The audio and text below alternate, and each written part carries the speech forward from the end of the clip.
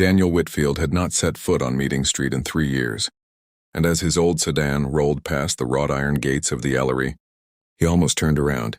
The hotel rose up out of the Charleston dusk exactly as he remembered it. 7 stories of pale stone and warm gold windows, palmettos swaying along the entrance drive, valet attendants in crisp navy vests trotting between cars that cost more than his house once had. He had drawn the first sketch of that building on a paper napkin in a hospital cafeteria 11 years ago, while his wife, Elizabeth, slept 2 floors above him with tubes in her arm and a fight in her body that would eventually run out. He had promised her in that cafeteria, under buzzing fluorescent lights, that he would build her a place where tired people could finally rest, a place with her name folded quietly into every hallway. He had kept that promise. He simply hadn't expected that keeping it would eventually cost him everything else. Daniel parked across the street and sat for a long moment with his hands on the wheel, watching the doors he no longer had a key to.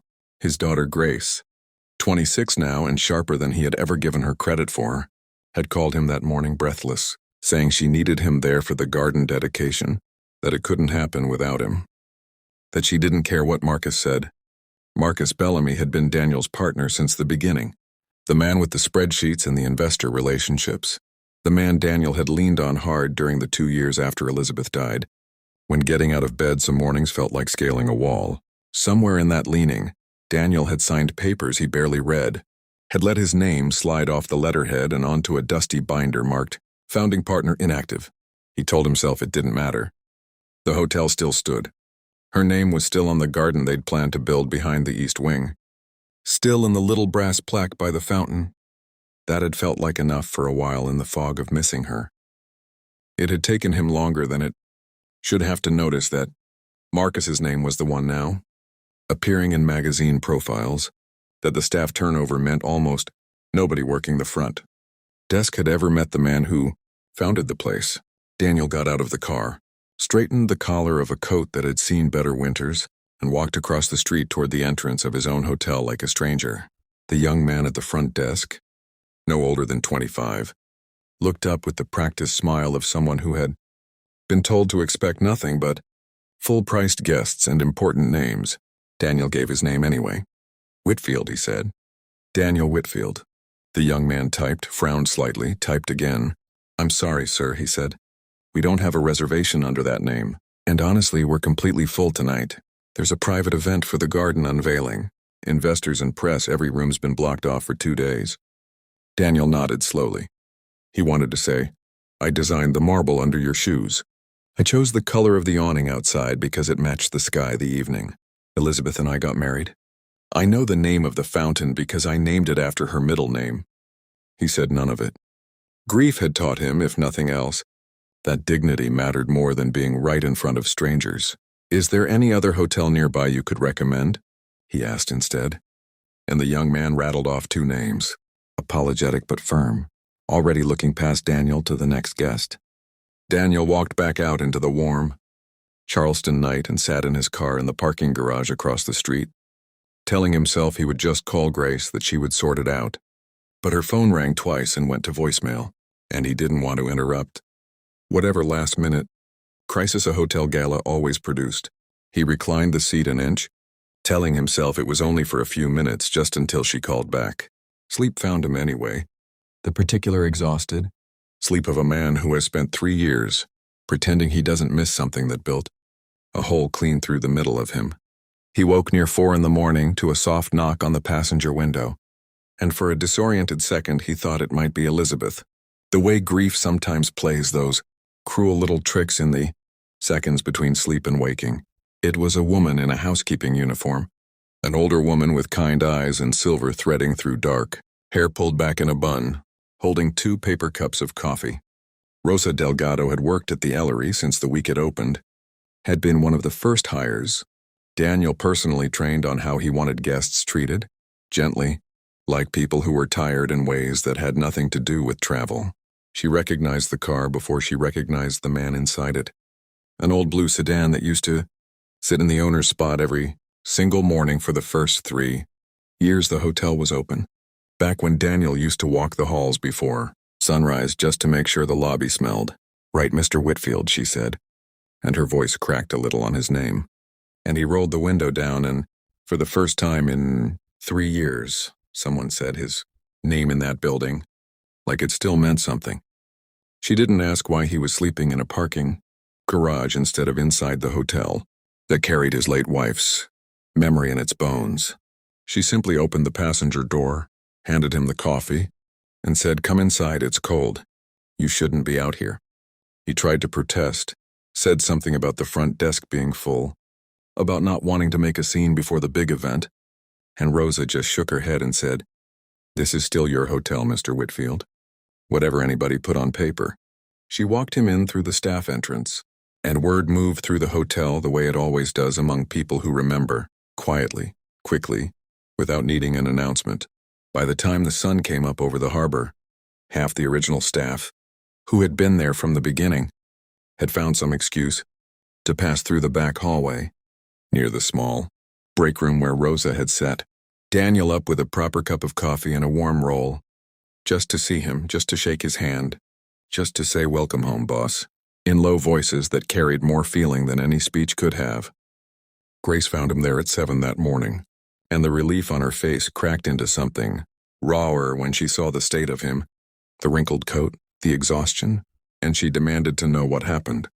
And when he told her quietly, without any anger in it, just tired honesty, her face went pale and then hard in a way that reminded him painfully of her mother. She had spent the last 6 months quietly building a case, she told him, pulling together old emails and founding documents and photographs from the groundbreaking ceremony, because something about the way Marcus talked about the hotel's history had never sat right with her. The way he used the word "I" instead of "we. The way Daniel's name had slowly vanished from the website's About page. She had planned to confront him after the dedication ceremony. Instead, she walked her father into the grand ballroom 2 hours before the event, past caterers setting up chafing dishes and a string quartet running through scales, straight to the head table where Marcus stood reviewing his remarks for the press. Marcus's face did something complicated when he saw Daniel standing there in yesterday's clothes, something between surprise and calculation, and he recovered fast, the way men who are used to talking their way through rooms always do, saying, "Daniel, I didn't know you were coming. We would have arranged something." Grace didn't let him finish. She set a folder on the table, the original partnership agreement, the deed with both their names on it, a photograph of her father and Marcus shaking hands on an empty lot, 11 years ago, with nothing on it but red Carolina clay and a hand-painted sign that read, "Future home of the Ellery," she said quietly but clearly enough that the caterers nearby stopped moving. "My father founded this hotel for my mother. He built the garden you're about to unveil, and last night your staff turned him away at the door, and he slept in his car in the parking garage because nobody bothered to check who he was." The room went very still. Marcus opened his mouth to explain, to smooth it over the way he always had, but for the first time in years there was nowhere smooth left to stand. Daniel didn't raise his voice. He never had been a man who needed to. He simply looked at Marcus and said that he wasn't there to fight, that he hadn't come for an apology or a scene, that he had come because his daughter asked him to see the garden finished, the one he and Elizabeth had planned on a napkin in a hospital cafeteria a very long time ago. He said that whatever had happened with the paperwork, whatever Marcus had let himself believe about whose hotel this really was, none of it changed what mattered, which was that Elizabeth's name deserved to be spoken with love in the place built to hold her memory, and he intended to see that happen with his own eyes. Something in the simplicity of it, the total absence of anger where anger would have been justified, seemed to undo the room more than any confrontation could have. By mid-morning, word had reached the hotel's board, most of whom Daniel had personally recruited in the early years and who remembered exactly whose vision this had been. Marcus's carefully built version of events did not survive contact with people who had actually been there at the beginning. He resigned his public role within the week quietly, without the press conference he had been planning to give that very afternoon, and the story that ran instead was not about a hostile handover but about a founder returning home. That evening, as the sun dropped low and gold over the harbor, Daniel stood at the edge of the newly finished garden behind the east wing, the one with the fountain named for his wife's middle name, Camellias in Carolina. Jessamine climbing a trellis they had designed together before she got sick. Before any of this, back when the whole hotel was nothing but a dream too young. People had while sitting on a rented apartment floor with a bottle of cheap wine. Grace stood beside him. Her hand slipped into his the way it had when she was small, and Rosa stood a respectful few feet back with the rest of the original staff.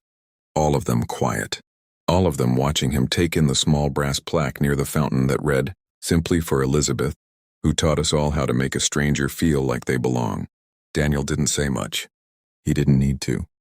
He stood there a long while with the evening light catching the water, thinking that he had spent 3 years believing he had lost the hotel, lost his place in it, lost the last physical thing that still held her inside it. And instead he had only ever needed someone to open a car door in the cold and remind him that home doesn't disappear just because you stopped believing you were welcome in it. Grace squeezed his hand. Rosa smiled through tears she didn't bother hiding. And for the first time since the hospital cafeteria 11 years earlier, Daniel Whitfield felt something settle quietly back into place. Not triumph, not vindication, just the simple, steady peace of finally being home.